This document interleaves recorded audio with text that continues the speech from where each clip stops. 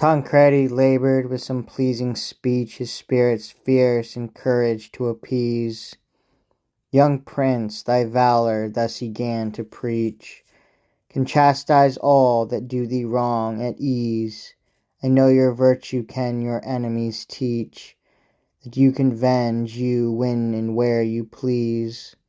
But God forbid this day you lift your arm to do this camp and us your friends such harm.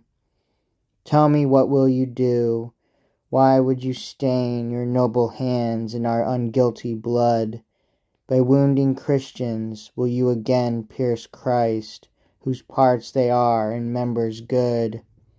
Will you destroy us for your glory vain, unstayed as rolling waves in ocean flood? Far be it from you so to prove your strength, and let your zeal appease your rage at length. For God's love stay your heat, and justice pleasure appease your wrath, your courage fierce assuage. Patience a praise, forbearance is a treasure, sufferance an angel's is, a monster rage. At least you actions by example measure, and think how I in mine unbridled age was wronged. Yet I would not revengement take on all this camp for one offender's sake. Silesia conquered I, as all men wot, and there the glorious cross on high I reared.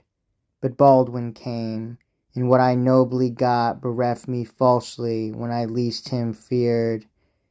He seemed my friend, and I discovered not his secret covetous, which since appeared. Yet strive I not to get mine own by fight or civil war, although perchance I might.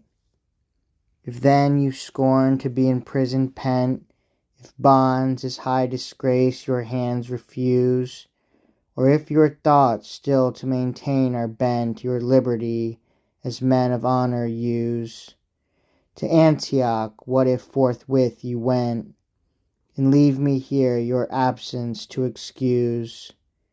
There with Prince Bohemond live in ease and peace, until this storm of Godfrey's anger cease. For soon, if forces come from Egypt land, or other nations that us here confine, Godfrey will beaten be with his own wand, and feel he wants that valour great of thine. Our camp may seem an arm without a hand amid our troops, unless they eagle shine. With that came Guelpho, and those words approved, and prayed him go, if him he feared or loved. Their speeches often soften much the warrior's heart, and make his wilful thoughts at last relent, so that he yields, and saith he will depart, and leave the Christian camp incontinent. His friends, whose love did never shrink or start, preferred their aid, what way soe'er he went. He thanked them all, but left them all, besides 2 bold and trusty squires, and so he rides. He rides, revolving in his noble sprite such haughty thoughts as fill the glorious mind. Unhard adventures was his whole delight, and now to wondrous acts his will inclined. Alone against the pagans would he fight, and kill their kings from Egypt to Ind, from Cynthia's hills and Nilus's unknown spring. He would fetch praise and glorious conquest bring.